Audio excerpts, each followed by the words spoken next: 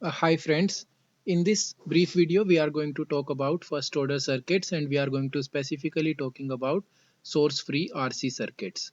So first order circuits are those which can be characterized by first order differential equation. That means if I write KVL or KCL equation for the circuit in time domain, the equation comes out as a first order differential.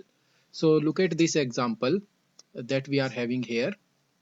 If I write the current in C plus current in R equal to 0 and then I get the equation.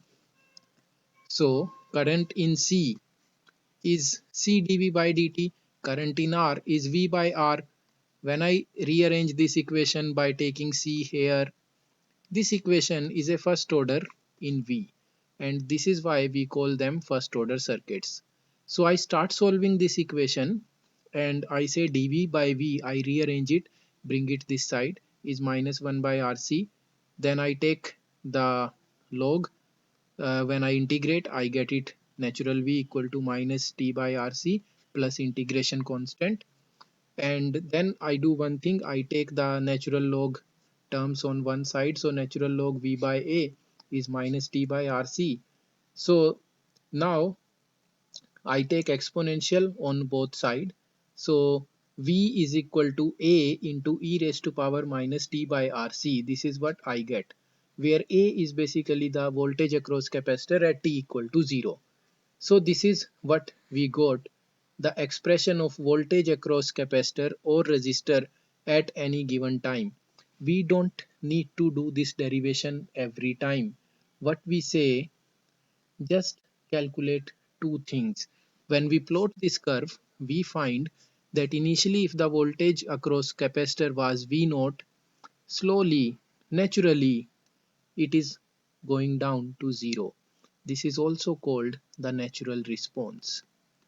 Okay, this natural response is characterized by V naught e raised to power minus T by tau.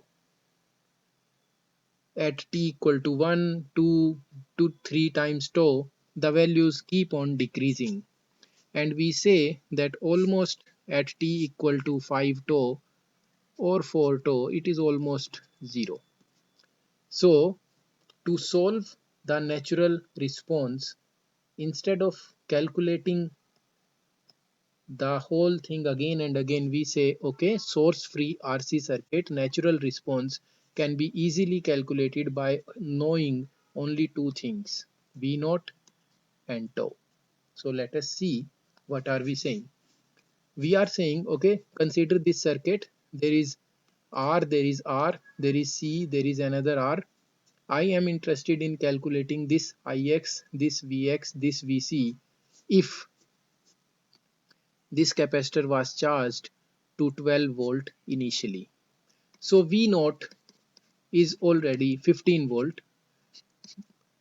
V naught is known. I need to only calculate what is RC. R is the equivalent resistor across C. So take C and find what is the equivalent resistance across C. 8 and 12, they are in series. They will make 20. 20 and 5, they are parallel to this C. They will make equivalent 4. That means R equivalent equal to 4 and C is equal to 0.1. That means what is RC? 0.4 seconds. So what will be my equation? My equation will be V of capacitor at any given time is equal to V naught e raised to power minus T by tau. That means 15 e raised to power minus 2.5 T. This is the voltage across capacitor. This is the voltage across 5 ohm. This is the voltage across 8 plus 12, 20 ohm. Okay, now if I say voltage across 20 ohm is this, then voltage across 12 ohm will be 12 by 20 of Vc. If I ask you what is Ix, Ix is basically Vc divided by 20 ohm. So this is how you will calculate the remaining parameters. The first thing we will calculate is the voltage across capacitor by knowing only two things, V naught and tau. So these are all the calculations which can be done later.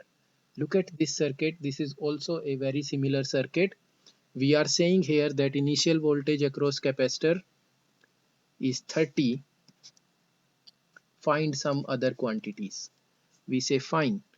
First of all, I will calculate what is my R equivalent. R equivalent is 12 and 6 parallel. They will make 4. 4 plus 8, 12. So R equivalent is 12 ohm. C is 1 by 3. That means RC is 4. So what is my equation across capacitor? 30 e raised to power minus 1 by 4 means 0.25 t. That is the equation I got. Now I can divide this into different other equations and I can find what is I naught or what is Vx. All those things can be calculated by simple voltage and current division rules. Thank you.